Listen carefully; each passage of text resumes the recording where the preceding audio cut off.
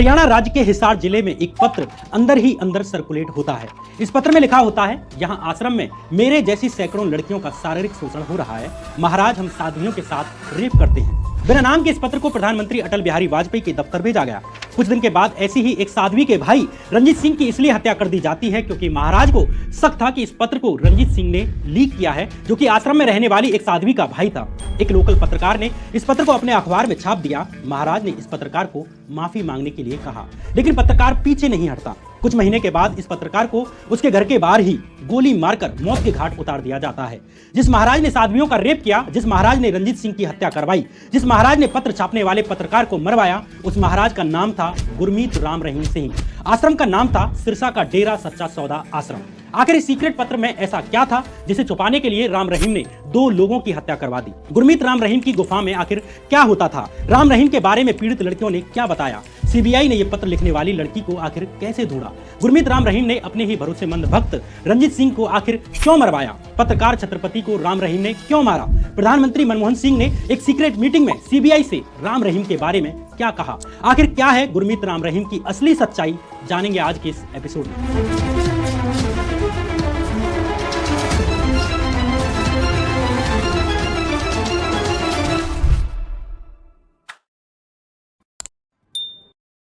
नमस्कार, मैं श्याम मीरा सिंह। डेरा मतलब तंबू, अस्थायी निवास, टिकाव या पड़ाव।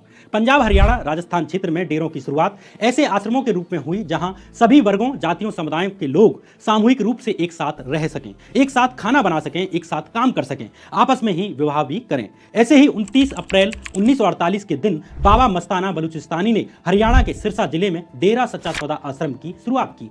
मस्ताना बलूचिस्तानी के नेतृत्व में देश भर में 40 करीब आश्रम स्थापित किए जाते हैं, खासकर पंजाब, हरियाणा, राजस्थान क्षेत्र में। साल 1960 में मस्ताना बलूचिस्तानी की मौत के बाद साल 1963 में डेरा सच्चा सौदा आश्रम सिरसा का जिम्मा संभाला बाबा शाह सतनाम ने। शाह सतनाम के वक्त भी आश्रमों का प्रसार किया गया। अपने रिटायरमेंट से पहले ही 23 सितंबर 1990 के दिन शाह सतनाम ने डेरा सच्चा सौदा के तीसरे गुरु का ऐलान कर दिया। इस तीसरे गुरु का नाम था गुरमीत राम रहीम सिंह। गुरमीत राम रहीम के डेरा सच्चा सौदा संप्रदाय के गुरु बनने के पीछे की कहानी ही अपने आप में बड़ी दिलचस्प है। गुरमीत राम रहीम को डेरा सच्चा सौदा का गुरु घोषित करने के पीछे एक उड़ी एक अफवाह चलती है कि गुरमीत का नाम शाह सतनाम सिंह के ऊपर बंदूक रखकर घोषित करवाया गया था। इस अफवाह का जिक्र राम रहीम के ऊपर लिखी एक किताब डेरा सच्चा सौदा एंड गुरमीत में भी है। इस किताब को बीबीसी, न्यूज लॉन्ड्री और तहलका मैगजीन में रहे इन्वेस्टिगेटिव पत्रकार अनुराग त्रिपाठी ने लिखा है। पत्रकार अनुराग त्रिपाठी अपनी किताब में गुरमीत राम रहीम के पूर्व ड्राइवर रहे खट्टा सिंह का जिक्र करते हैं। ड्राइवर खट्टा सिंह कहते हैं कि उसका एक दोस्त था, शायद रिश्तेदार, उसका नाम था गुरजंत सिंह राजस्थानी। एक दिन गुरमीत अपने दोस्त गुरजंत सिंह और उसके कुछ साथियों के साथ शाह सतनाम के पास पहुंचता है। गुरजंत सिंह ने बाबा की कनपटी पर AK-47 लगा के गुरमीत को डेरा मुखिया बनाने के लिए कहा। इस घटना के कुछ दिन के बाद भी यही होता है। एक बार के लिए इस अफवाह पर विश्वास नहीं होता, लेकिन पत्रकार अनुराग त्रिपाठी अपनी किताब में एक और घटना का जिक्र करते हैं। अनुराग त्रिपाठी अपनी किताब में लिखते हैं कि 31 अगस्त 1991 के दिन डेरा सच्चा सौदा के सिरसा हेडक्वार्टर के माइकों से एक अनाउंसमेंट होता है कि इस दिन सभी एकदम मौन रहें। अगले 3 साल तक इसी तारीख को यानी 31 अगस्त के दिन इसी तरह डेरा सच्चा सौदा आश्रम में एक कंप्लीट मौन रखा जाता है। हालांकि 3 साल के बाद इस परंपरा को फॉलो करना बंद कर दिया जाता है, लेकिन सवाल यह है कि 3 साल तक 31 अगस्त के दिन मौन क्यों रखा जाता रहा? इसकी शुरुआत 1991 में ही क्यों होती है? इसके पीछे की कहानी यह है कि 31 अगस्त 1991 के दिन ही 20 लाख रुपए के इनामी अपराधी गुरवंत सिंह राजस्थानी को पंजाब पुलिस ने मोहाली के एक मकान में मार गिराया। गुरवंत सिंह राजस्थानी खालिस्तान कमांडो फोर्स नाम का एक चीफ जनरल था, साथ ही गुरमीत राम रहीम का दोस्त भी। ये वही गुरवंत सिंह था जिसके बारे में ये अफवाह है कि इसने डेरा सच्चा सौदा के दूसरे गुरु शाह सतनाम सिंह की खोपड़ी पर बंदूक रखकर गुरमीत राम रहीम को डेरा सच्चा सौदा का अगला गुरु बनाने का ऐलान करवाया। गुरवंत सिंह पर पंजाब और हरियाणा राज्य में दर्जनों हत्याओं के मामले दर्ज थे। इंटरेस्टिंग बात यह है कि गुरवंत सिंह और गुरमीत राम रहीम दोनों ही एक ही गांव के हैं, यानी श्री गुरसर मोडिया गांव से आते हैं, जो कि राजस्थान के गंगानगर जिले में आता है। यानी दोनों एक ही गांव के थे। गुरवंत सिंह की मौत वाले दिन डेरा सच्चा सौदा में 3 साल तक लगातार मौन रखे जाने के पीछे यही संबंध है, ये आप बेहतर समझ सकते हैं। जब सितंबर 1990 में शाह सतनाम ने अपने उत्तराधिकारी के रूप में गुरमीत के नाम को घोषित किया तो डेरा सच्चा सौदा के बहुत से समर्थकों को आश्चर्य हुआ। कुछ डेरा समर्थकों का यह भी कहना था कि जब शाह सतनाम अपने रिटायरमेंट से पहले अपने उत्तराधिकारी के नाम का चुनाव कर रहे थे, तब उन्होंने 3 लोगों के नाम पर विचार किया था जिनमें गुरमीत का नाम कहीं भी नहीं था। गुरमीत राम रहीम के डेरा प्रमुख बनने के पीछे की कहानी क्या है, ये तो शायद ही कभी पूरी तरह सामने आ पाए, लेकिन एक 23 साल के लड़के का इतने बड़े डेरा का स्पिरिचुअल हेड बन जाना अपने आप में एक चमत्कार था। लेकिन यहाँ एक चीज स्पष्ट जरूर हुई कि जहां एक और डेरा के 2 गुरुओं का ध्यान अध्यात्म की तरफ था, तो गुरमीत का ध्यान पैसा और पावर की तरफ अधिक था। यहीं से प्रॉब्लम शुरू होती है। लेकिन आगे की कहानी सुनाने से पहले मैं आपसे रिक्वेस्ट करना चाहता हूं कि आप इस वीडियो को लाइक कर दें और चैनल सब्सक्राइब करते हुए जरूर जाएं। आमतौर पर आप में से बहुत से दोस्त वीडियो देखकर जाते हैं लेकिन सब्सक्राइब करना भूल जाते हैं। आपका इस चैनल को सब्सक्राइब करना हमारे चैनल के लिए बेहद इंपॉर्टेंट है। अब आगे की कहानी। गुरमीत राम रहीम को डेरा सच्चा सौदा का हेड बने 8 साल बीत चुके थे। सिरसा जिले का एक बड़ा हिस्सा बाबा राम रहीम के डेरा सच्चा सौदा का हिस्सा बन चुका था। सिरसा के आम लोगों और लोकल पत्रकारों में इस बात को लेकर शक पैदा होता है कि डेरा सच्चा सौदा आश्रम कोई दान नहीं लेता, कोई दक्षिणा नहीं लेता, बावजूद इसके इनका साम्राज्य बढ़ता जा रहा है। आखिर कारण क्या है? इसी तरह के एक पत्रकार का नाम था रामचंद्र छत्रपति। रामचंद्र छत्रपति पूरा सच नाम का एक लोकल अखबार चलाते थे, जो सिरसा जिले की लेवल पर एक काफी चर्चित था। इलीगल जमीन कब्जे की अपनी खबरों के कारण पत्रकार छत्रपति पहले से ही डेरा सच्चा सौदा समर्थकों के निशाने पर थे। इसी बीच 30 मई के दिन सिरसा के रोडी मार्केट एरिया में एक कार ड्राइवर की एक सिपाही से यानी पुलिस सिपाही से भिड़ंत हो जाती है। जब पुलिस इस कार की चेकिंग करती है तो पुलिस को एक गुप्त पत्र की फोटो कॉपीज मिलती हैं। ये गुप्त पत्र एक अनाम साध्वी का था, यानी किसी का नाम नहीं था, जिसमें साध्वी डेरा चीफ गुरमीत राम रहीम पर लड़कियों के शारीरिक शोषण का आरोप लगाती है। ये लेटर पहले से ही सिरसा में अंदर ही अंदर घूम रहा था। इस घटना के बाद किसी भी तरह पत्रकार छत्रपति को भी इस पत्र की एक फोटो कॉपी मिल जाती है। इसी दिन पत्रकार छत्रपति ने अपने अखबार पूरा सच में इस पूरे पत्र को जस का तस छाप दिया, जिसका टाइटल था धर्म के नाम पे किए जा रहे हैं साध्वियों के जीवन बर्बाद। जल्द ही ये खबर सिरसा में एक हॉट टॉपिक बन जाता है। डेरा सच्चा सौदा एंड गुरमीत राम रहीम की किताब के अनुसार जल्द ही डेरा समर्थकों ने अखबार की एक एक कॉपी को अपने पास लेकर जला दिया। लेकिन वो लेटर जो अभी तक अंदर ही अंदर घूम रहा था, वो जल्द ही सिरसा में चर्चा का विषय बन जाता है। अपनी जान को खतरा देखकर छत्रपति ने 2 जुलाई 2002 के दिन सिरसा के एसपी को एक पत्र भी लिखा, लेकिन एसपी ने कोई ध्यान नहीं दिया। इस बीच डेरा सच्चा सौदा के मैनेजर कृष्ण लाल ने भी छत्रपति को बाबा गुरमीत राम रहीम से समझौता करने के लिए कहा, लेकिन छत्रपति अपनी पत्रकारिता के साथ समझौता करने के लिए तैयार नहीं हुए। इसके बाद भी 23 अक्टूबर 2002 के दिन छत्रपति ने गुरमीत राम रहीम के खिलाफ एक खबर छापी। सीबीआई की जांच के अनुसार ये ही वो शाम थी जिस दिन छत्रपति को रास्ते से हटाने के लिए एक खतरनाक साजिश रची जाती है। इसी शाम गुरमीत राम रहीम ने अपने 2 लोगों कुलदीप सिंह और निर्मल सिंह को अपनी गुफा में बुलाया। ये लोग पहले से ही हथियार चलाने में ट्रेंड हुआ करते थे। इन्हें कृष्ण लाल के नाम वाली लाइसेंसी रिवॉल्वर दी जाती है। साथ ही पल पल की खबर देने के लिए एक वॉकी टॉकी का सेट भी दिया जाता है। अगले दिन शाम करीब 8:05 पर छत्रपति के घर के बाहर एक मोटरसाइकिल रुकती है। किसी ने रामचंद्र छत्रपति को आवाज दी।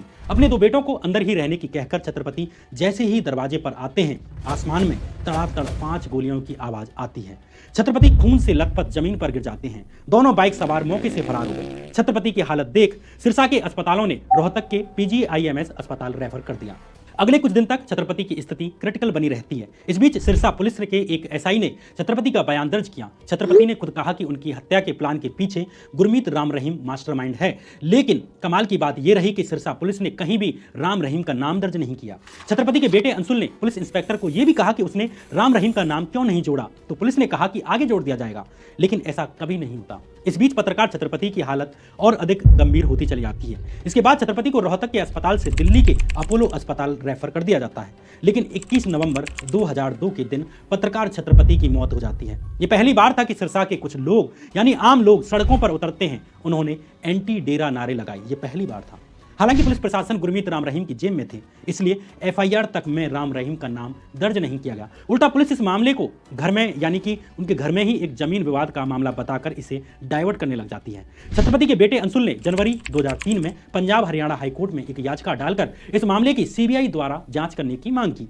करीब 9 महीने के इंतजार के बाद हाईकोर्ट ने इस मामले की जांच का जिम्मा CBI को सौंप दिया। करीब 12 साल बाद नवंबर 2014 में CBI ने रंजीत सिंह मर्डर केस के साथ इस मामले में गुरमीत राम रहीम के खिलाफ सबूत पेश किए, जो आगे चलकर गुरमीत राम रहीम को जेल की सलाखों के पीछे भेजने का कारण बनते हैं। यहाँ 2 सवाल उठते हैं कि एक ये कि ये रंजीत सिंह मर्डर केस क्या था और इसका गुरमीत राम रहीम और पत्रकार छत्रपति केस से क्या संबंध था। दूसरा सवाल ये कि आखिर वो पत्र किसका था, वो किसने लिखा था, जिसे छापने के कारण पत्रकार छत्रपति की जान चली जाती है। आगे इस पत्र में गुरमीत राम रहीम पर लगाए गए शारीरिक शोषण और बलात्कार के आरोपों में कितनी सच्चाई थी। डेरा सच्चा सौदा एंड गुरमीत नाम की किताब में पत्रकार अनुराग त्रिपाठी गुरमीत राम रहीम के एक क्लोज सहयोगी का बयान छापते हुए लिखते हैं कि जब पूरा सच अखबार में यह वायरल पत्र छापा गया तो इसके कुछ दिन के बाद ही गुरमीत राम रहीम के गुर्गों ने रंजीत सिंह की हत्या करवा दी। उनको शक था कि इस पत्र के पीछे रंजीत सिंह का ही हाथ है। ऐसा शक क्यों था, इसका पता आपको इस अनाम पत्र में लिखी बातों से स्पष्ट हो जाएगा। इस पत्र में अनाम साध्वी ने लिखा था, 2 साल पहले मैं साध्वी बनी। महाराज गुरमीत सिंह की एक क्लोज महिला शिष्य ने मुझे बताया था कि एक दिन रात 10 बजे मुझे महाराज की गुफा में हाजिरी होने के लिए लगाया गया है।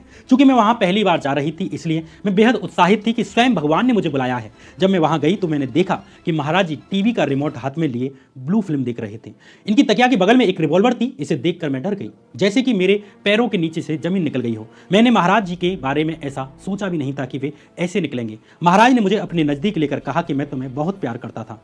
उन्होंने मुझसे यह भी कहा कि जब तुम उनकी शिष्या बनी तो तुमने मुझे अपना सब कुछ सौंप दिया है। इसके बाद उन्होंने मेरा रेप किया। इसके बाद हर 20-30 दिन बाद मेरा नंबर आता। मुझे पता चला कि वो अन्य लड़कियों के साथ भी ऐसा कर रहे हैं। डेरा में करीब 35-40 महिलाएं रह रही हैं। उनकी जिंदगी नरक बन चुकी है। सफेद कपड़ों में हम देवी जैसी दिखती हैं, लेकिन हमारी स्थिति कुछ और है। मैंने एक बार अपने परिवार को भी बताने की कोशिश की, लेकिन वे मुझ पर ही गुस्सा हो गए। महाराज के आदेश के कारण महिलाएं आपस में बात भी नहीं कर सकती। परिवार से भी फोन पर बात करने की अनुमति नहीं है। कोई लड़की अगर डेरा की सच्चाई बताने की कोशिश करती है तो उसे महाराज के आदेशानुसार सजा दी जाती है। कुछ दिन पहले बठिंडा के एक लड़की ने महाराज के गलत कामों के बारे में बात की तो अन्य महिला शिष्यों ने उसकी पिटाई की। वो अभी भी अपने घर पर बिस्तर पर है। उसके पिता ने आश्रम की सेवादार का काम छोड़ दिया। वो लड़की किसी से भी महाराज के गलत कामों के बारे में नहीं बता रही। इसी तरह कुरुक्षेत्र जिले की एक लड़की भी डेरा छोड़कर वापस चली गई है। जब उसने अपने घर पर अपने साथ हुई घटनाओं के बारे में बताया तो उसके भाई ने भी डेरा में सेवादार का काम छोड़ दिया। इसी तरह मनसा, फिरोजपुर, पटियाला, संगरूर और लुधियाना जिलों की लड़कियां डेरा छोड़कर घर चली गई हैं और किसी से भी बात नहीं कर रही हैं क्योंकि उनको इससे अपनी जान का खतरा है। यही सिरसा, हिसार, फतेहाबाद, हनुमानगढ़, मेरठ की लड़कियों के साथ हो रहा है जो डेरा के गुंडों के डर से एक भी शब्द कह नहीं पा रही थी। अब आप सोच रहे होंगे कि इस पत्र का रंजीत सिंह से क्या संबंध हो सकता है और डेरा से जुड़े लोगों को ऐसा क्यों लगता था कि इसके पीछे रंजीत सिंह हो सकता है, इसलिए रंजीत सिंह की हत्या कर दी गई। इसके पीछे कारण यह था कि कुरुक्षेत्र की जिस लड़की का जिक्र इस पत्र में था कि कुरुक्षेत्र की एक लड़की डेरा छोड़कर चली गई है और उसके भाई ने भी डेरा में सेवादार का काम छोड़ दिया है, वो लड़की रंजीत सिंह की बहन ही थी और सेवादार की नौकरी छोड़ने वाला कोई और नहीं था बल्कि रंजीत सिंह ही था, जो कभी गुरमीत राम रहीम का नितांत भक्त हुआ करता था। रंजीत सिंह सिरसा से 220 किलोमीटर दूर कुरुक्षेत्र जिले के खानपुर कोलियां गांव के रहने वाले थे। रंजीत गुरमीत राम रहीम के सबसे विश्वसनीय लोगों में से एक था, लेकिन पत्र को लीक करने के शक में रंजीत सिंह गुरमीत के टारगेट पर आ गए। रंजीत सिंह के बाद ही पत्रकार छत्रपति को भी मार दिया गया जिसने इस लेटर को छापा था। यही कारण है कि आगे चलकर सीबीआई ने इन दोनों केसों की जांच एक साथ की। लेकिन सवाल यह है कि सीबीआई ने आश्रम में चल रही बाबा की अय्यासियों का पता कैसे लगाया, किस तरह सबूत जुटाए जिनकी बदौलत गुरमीत राम रहीम को अदालत दोषी ठहरा पाई और उसे जेल की सलाखों के पीछे डाला गया। डेरा सच्चा सौदा एंड गुरमीत राम रहीम की किताब के अनुसार सीबीआई के एक अफसर ने बताया कि जब साल 2002 में हमें एक केस सौंपा गया, इस केस में कुछ भी आगे नहीं जा पा रहा था। जब हमने डेरा प्रशासन से साल 1999 से लेकर साल 2002 के बीच रहने वाली साध्वियों की लिस्ट मांगी तो डेरा प्रशासन ने कोई मदद नहीं की। लोकल पुलिस किसी भी काम की नहीं थी क्योंकि हमें पता चला कि लोकल पुलिस को डेरा प्रशासन ने घूस खिला रखी है। हम 3 साल तक हरियाणा और पंजाब घूमे लेकिन कुछ पुख्ता सबूत नहीं मिला। लेकिन जांच के दौरान ही सीबीआई को पंजाब के बठिंडा में रहने वाली एक साध्वी का पता चलता है जो 1999 में डेरा छोड़कर आई थी। जब सीबीआई की टीम बठिंडा जिले पहुंचती है तो साध्वी ने ऑन रिकॉर्ड कुछ भी बात करने से इनकार कर दिया। लेकिन इधर साल 2005 आते आते सीबीआई डेरा में रहने वाली साध्वियों की लिस्ट पाने में सफल हुई। इस लिस्ट में 53 साध्वियों का नाम था जो आश्रम में लगे हॉस्टल में रह रही थी। साथ ही 80 उन साध्वियों का नाम भी था जो नए और पुराने डेरा आश्रम के अंदर रह रही थी और इसके अलावा इस लिस्ट में उन 24 साध्वियों के नाम भी थे जो 1997 के बाद डेरा छोड़कर चली गई थी। सीबीआई के लिए यह एक बड़ी सफलता थी। सीबीआई डेरा आश्रम और हॉस्टल में रहने वाली 133 साध्वियों में से 130 साध्वियों से बात करने में सफल रही, लेकिन कोई भी ऑन रिकॉर्ड कुछ भी कहने के लिए तैयार नहीं थी। वे पूरी तरह से गुरमीत राम रहीम के कंट्रोल में थी। अब सीबीआई ने उन साध्वियों की तलाश शुरू कर दी जो डेरा छोड़कर जा चुकी थी। इन 24 साध्वियों में से 20 साध्वियों को तलाशने में सीबीआई को 6 महीने लग जाते हैं। लेकिन इन साध्वियों के साथ समस्या ये थी कि इनमें से अधिकतर साध्वियों की शादी हो चुकी थी, बच्चे हो चुके थे, फैमिली मेंबर्स इन साध्वियों को सीबीआई से बात नहीं करने देते थे। इसके अलावा साध्वियों को डर था कि कहीं उनके पति को उनके साथ हुए शारीरिक शोषण की जानकारी पता न चल जाए, क्योंकि ऐसी स्थिति में उनका घर टूटने की संभावना हो सकती थी। इसके अलावा साध्वियों को अपने पति, परिवार और अपनी जान का भी खतरा था। इसके अलावा सबसे बड़ी समस्या ये भी थी कि ये परिवार खुद गुरमीत राम रहीम के भक्त थे और बाबा गुरमीत राम रहीम के खिलाफ वे एक भी शब्द सुनना नहीं चाहते थे। अधिकतर मामलों में साध्वियों के परिवार साध्वियों को ही डेरा छोड़ने का दोषी मानते थे। उन्हें लगता था कि साध्वियों का डेरा आश्रम में मन नहीं लगता होगा, इसलिए वे बहाने बनाती हैं। अंततः मई 2006 आते आते सीबीआई 2 साध्वियों को बयान देने और उसे ऑन रिकॉर्ड दर्ज करने के लिए कन्विंस करने में सफल हुई।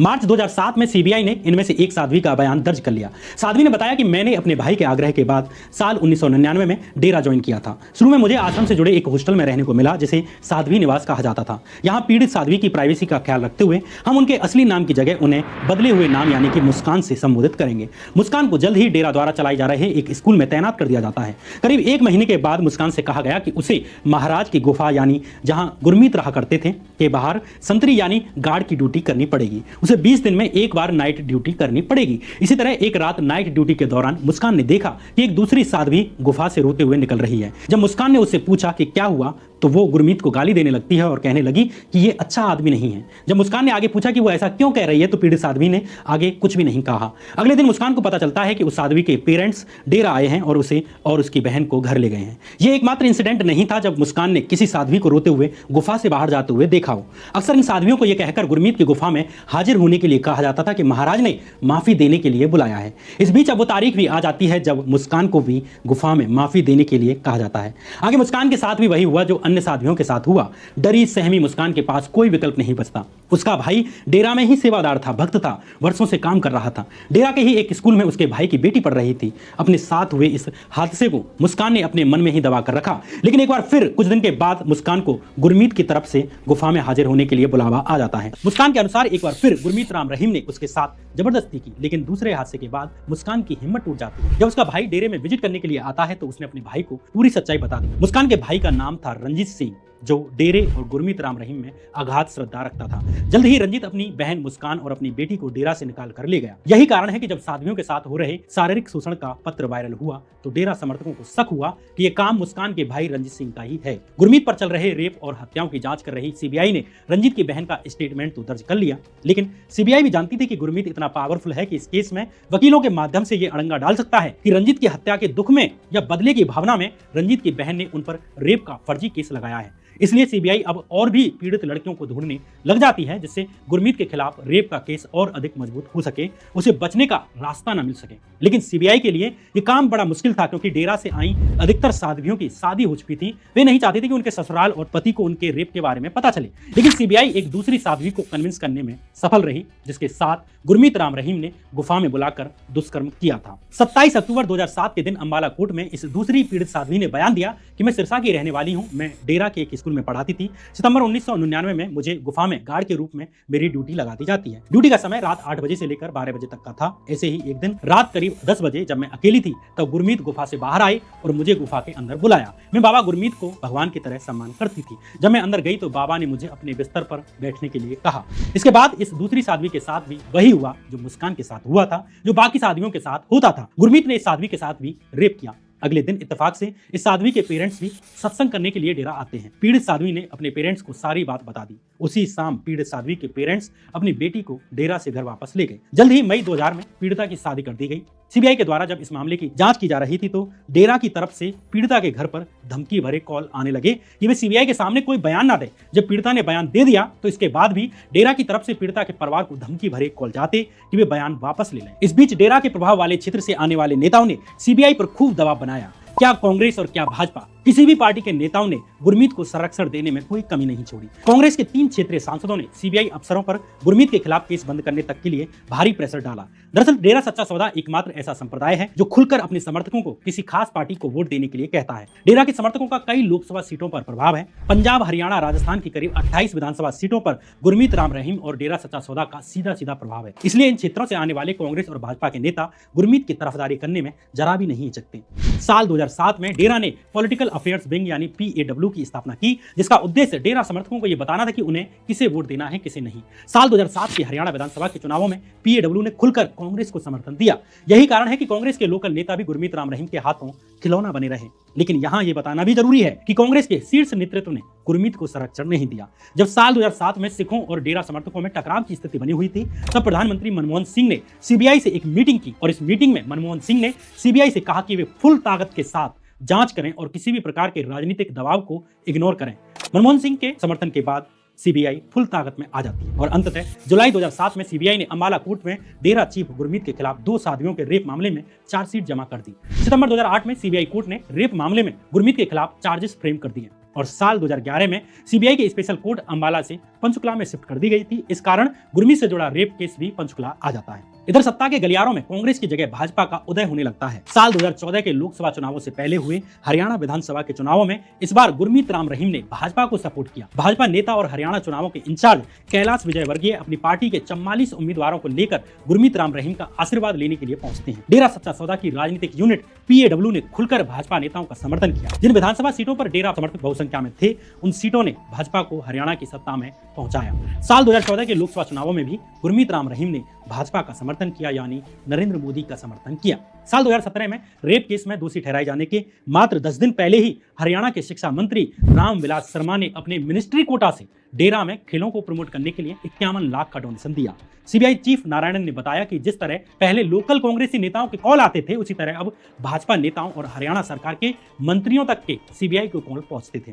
हद तो तब हो गई जब भारत के नए प्रधानमंत्री नरेंद्र मोदी ने स्वच्छ भारत अभियान का ब्रांड एम्बेसडर गुरमीत राम रहीम को अपॉइंट कर दिया। इससे अंदाजा लगाया जा सकता है कि CBI पर कितना प्रेशर रहा होगा। अंततः 25 अगस्त 2017 के दिन राम रहीम के खिलाफ चल रहे 2 रेप मामलों के फाइनल फैसले का दिन आ जाता है। हरियाणा के पंचकुला जिले में स्थित CBI की स्पेशल कोर्ट आज फैसला सुनाने जा रही थी।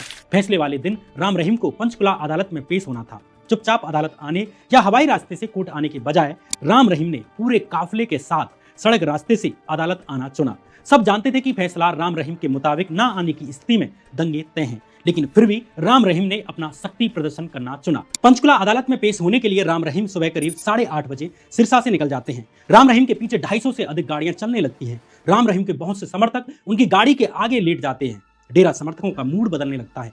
हजारों समर्थक गाड़ियों के साथ साथ भागने लगते हैं। समर्थकों के हाथों में लाठियां, डंडे और तलवारें थी। सिरसा से निकला ये काफिला फतेहाबाद, उकलाना, कैथल, कुरुक्षेत्र और अंबाला से निकलते हुए पंचकुला पहुंच जाता है। इस वक्त तक काफिले में 350 से अधिक गाड़ियां हो चुकी थी। करीब 2:18 पर राम रहीम कोर्ट के अंदर प्रवेश कर जाते हैं। समर्थकों को बाहर ही रोक लिया जाता है। करीब 2 लाख डेरा समर्थकों ने पंचकुला कोर्ट को घेर लिया। 2:30 बजे रेप मामले में सुनवाई शुरू हो जाती है और फाइनली फैसले की घड़ी आ जाती है। 3:05 पर CBI के जज जगदीप सिंह ने गुरमीत राम रहीम के मामले में फैसला सुना दिया। राम रहीम दोनों ही रेप के मामलों में दोषी करार दिए जाते हैं। राम रहीम के रेप केस में दोषी पाए जाने की खबर आग की तरह फैल जाती है। हरियाणा पुलिस चुपचाप राम रहीम को कोर्ट से निकाल कर ले गई, जिसके बाद एक हेलीकॉप्टर की मदद से राम रहीम को रोहतक ले जाया जाता है। लेकिन इधर पंचकुला में इकट्ठे हुए राम रहीम के समर्थकों ने कानून हाथ में ले लिया, बल्कि उसे पैरों से कुचला भी। डेरा समर्थकों ने दंगे शुरू कर दिए। पुलिस के साथ हुई डेरा समर्थकों की इस भिड़ंत में 39 लोगों की जान चली गई। 39 लोगों की जान सिर्फ राम रहीम के कारण। 1 घंटे के अंदर ही अन्य जिलों जैसे कि मनसा, फिरोजपुर और भटिंडा आदि में भी हिंसाएं शुरू हो जाती हैं। अभी राम रहीम को सिर्फ दोषी ठहराया गया था, सजा क्या होगी ये बताना बाकी था। इसलिए 28 अगस्त के दिन रोहतक की सुनरिया जेल के पास स्पेशल अरेंजमेंट करके एक अस्थायी अदालत तैयार की गई। हरियाणा पुलिस के साथ साथ पैरा मिलिट्री फोर्सेज की 23 कंपनियां सुरक्षा के लिए खड़ी कर दी गई। भारी चौक चावंद के बीच स्पेशल जज जगदीप सिंह ने दोनों रेप मामलों में अलग अलग 10 साल की सजा सुनाई, यानी 10 एक केस में और 10 दूसरे केस में। अदालत ने पीड़ित लड़कियों को भी 14 लाख रुपए का मुआवजा देने का फैसला सुनाया। फैसला सुनते ही राम रहीम अपने घुटनों के बल बैठ जाता है और जज से माफी मांगने लगता है कि मुझे माफ कर दो। सालों की अदालती लड़ाई ने राम रहीम को भगवान के स्वरूप से जेल की ड्रेस में ला दिया। दोनों रेप मामलों का फैसला आ चुका था, लेकिन अभी भी रेप पीड़िता के भाई और डेरा सच्चा सौदा के पूर्व समर्थक रंजीत सिंह और पूरा सच अखबार चलाने वाले पत्रकार रामचंद्र छत्रपति को न्याय मिलना बाकी था। 11 जनवरी 2019 के दिन स्पेशल CBI कोर्ट ने पत्रकार छत्रपति की हत्या के मामले में भी राम रहीम को दोषी ठहरा दिया। छत्रपति मर्डर केस में राम रहीम को उम्र कैद की सजा सुनाई जाती है। आगे अक्टूबर 2021 में राम रहीम को पूर्व डेरा भक्त रंजीत सिंह सिंह की हत्या मामले में भी दोषी पाया जाता है। इस मामले में भी राम रहीम को उम्र कैद की सजा सुनाई जाती है। राम रहीम के साथ ही 4 अन्य हत्यारों डेरा मैनेजर कृष्णलाल, जसबीर सिंह, अवतार सिंह और साबदिल को भी उम्र कैद की सजा सुनाई जाती है। लेकिन आज भी सरकारें राम रहीम का संरक्षण कर रही हैं। समय समय पर नियमों की नीलामी करते हुए भी भाजपा सरकार राम रहीम को बार बार उन्हें पेरोल पर छुट्टियां मनाने के लिए भेज देती है। नवंबर 2023 में गुरमीत राम रहीम को 21 दिन के लिए छुट्टी दे दी जाती है। इससे पहले जनवरी 2023 में राम रहीम को 40 दिन की छुट्टी दे दी गई। उससे 3 महीने पहले यानी अक्टूबर 2022 में भी 40 दिन की पैरोल पर छुट्टी दे दी जाती है। जैसे तैसे राम रहीम पर केस प्रूव हो पाया, उन्हें उनके अपराध की सजा मिल सकी, लेकिन अपने प्रभाव और राजनीतिक वोटों के लिए बार बार भाजपा सरकार के द्वारा उन्हें विशेष छूट दे दी जाती है। क्या इसलिए ही रंजीत सिंह ने अपनी बहन की अस्मिता की लड़ाई लड़ी? क्या इसलिए ही पत्रकार रामचंद्र छत्रपति ने अपनी जान गंवाई? क्या इसलिए ही पत्रकार छत्रपति का परिवार 17 साल तक कानूनी लड़ाई लड़ता रहा?